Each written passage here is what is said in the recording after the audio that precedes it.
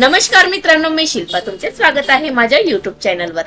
तर आज मी तुमच्यासाठी घेऊन आलेली आहे क्रिस्पी अगदी चविष्ट सोयाबीन वड्याची रेसिपी। जे आपले सोयाबीनचे ग्रीन दाणे राहते ना, हिरव्या शेंगांमधले ते। तर इथे बघू शकता सोयाबीनचे असे दाणे काढून घेतलेले आहे मी, हिरव्या सोयाबीनचे दाणे, ज्या शेंगा राहते त्याचे। त्यानंतर इथे कोथिंबीर, कांदा, लसण, हिरवी मिरची, कढीपत्ता, कोथिंबीर, आलं, जिरं। त्यानंतर इथे तीळ घेतलेले आहे, ओवा घेतलेला आहे, आणि इथे बघू शकता मीठ, हळद, तिखट आणि धने पावडर थोडंसं। आणि त्यानंतर इथे बाइंडिंगसाठी आपल्याला तांदळाचं पीठ लागणार आहे। तर चला, सर्वात आधी ना मी इथे सोयाबीनचे दाणे मिक्सरला असे दरदरीत करून घेणार आहे। स्वच्छ धुवून पाणी पूर्ण ना पाणी नाही राहिलं पाहिजे, नाही तर ते चपचप होईल जेव्हा आपण मिक्सर मध्ये फिरू ना। तर कोरडे दाणे पाहिजे आपल्याला, बघू शकता। आणि या प्रकारे ना असे दरदरीत करून घ्यायचे आपल्याला, खूप अगदी त्याची फाईन अशी पेस्ट नाही करून घ्यायची आहे, छान असे रवाळ दरदरीत करून घ्यायचे। आता व्यवस्थित पूर्ण एका बाउल मध्ये काढून घ्यायचं आहे। आणि त्या दाण्यांमध्ये ना अशा पाण्याचा अंश नको असायला पाहिजे आपल्याला। त्यानंतर ना धुवून जरी घेतले ना आपण तरी कोरडे करून घ्यायचे। त्यानंतर मिक्सरच्या पॉटला आपण जे मसाले घेतले होते, हिरवी मिरची, अद्रक, लसण, कढीपत्ता, सांबार, जिरं, सर्व आपण मिक्सरला त्याला पण असं दरदरीत फिरवून घेऊ। त्याची पण आपल्याला असं खूप फाईन नाही करायचं, बघू शकता याच प्रकारे असं आपण दरदरीत करून घेऊ इथे। आणि ही पेस्ट छान आपल्याला या मिश्रणामध्ये घालून घ्यायचा। खूप छान वडे होते, खूप क्रिस्पी, आणि तुम्ही एकदा नक्की बनवाल ना, तुम्ही दरवेळेस बनवाल, इतके छान टेस्टी वडे होते। त्यानंतर सर्व सुखे मसाले घालून घेतलेले आहे, हळद, तिखट, मीठ आणि धने पावडर। त्यानंतर ओवा घातलेला आहे आणि थोडंसं इथे तीळ घातलेले आहे। त्यानंतर कांदा मी घालून घेणार आहे, अगदी थोडा बाजूला ठेवलेला आहे, लागला तसा तसा आपण घालायचा। आणि कोथिंबीर, आणि व्यवस्थित ना आता आपण याला छानपैकी मिक्स करून घेऊ। छान ते सर्व मसाले त्याच्यामध्ये एकजीव झाले पाहिजे, आपल्याला मिक्स करून द्यायचं आहे। जर ना आपण याच्यामध्ये थोडासा जरी पाण्याचा अंश राहिला ना, ते असे चिपचिप होते आणि वडे व्यवस्थित छान क्रिस्पी बनत नाही। बघू शकता आता व्यवस्थित मिक्स झालेला आहे। मला थोडे याच्यामध्ये मॉइश्चर वाटत आहे, तर आपण काय करू, यामध्ये ना थोडंसं तांदळाचं पीठ घेतलेलं आहे मी, ते टाकून घेऊ। खूप नाही टाकायचं आहे, अगदी 1 ते 1.5 चम्मच मी इथे टाकणार आहे, जास्त नाही घालायचं आहे आपल्याला। थोडी हलकीशी त्याला बाइंडिंग यावी आणि मॉइश्चर कमी व्हावं याच्यासाठी, बघू शकता।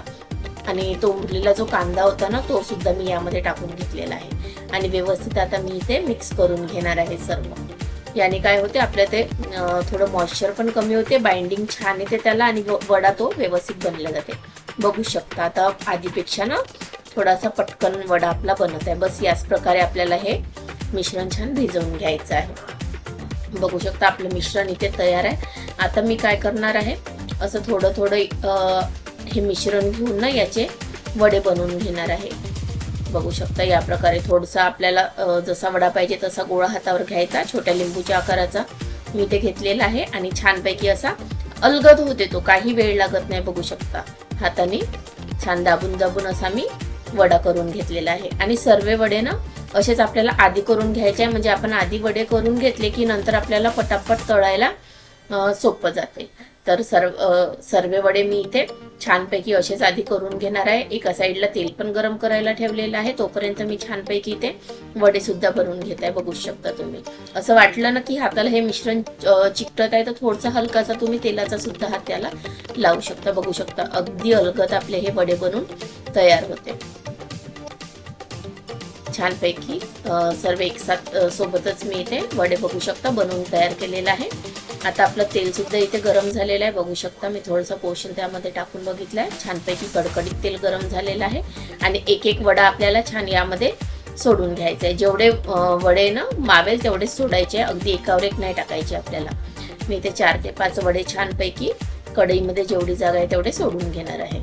आणि छानपैकी आपल्याला मस्त हे वडे ना खरपूस रंगावर भाजून घ्यायचे। आता एका साईडने वडे झाले हलके, बघू शकता हलके हलके वरती येतात ते, त्यानंतरच आपल्याला त्याला पलटवायचं आहे।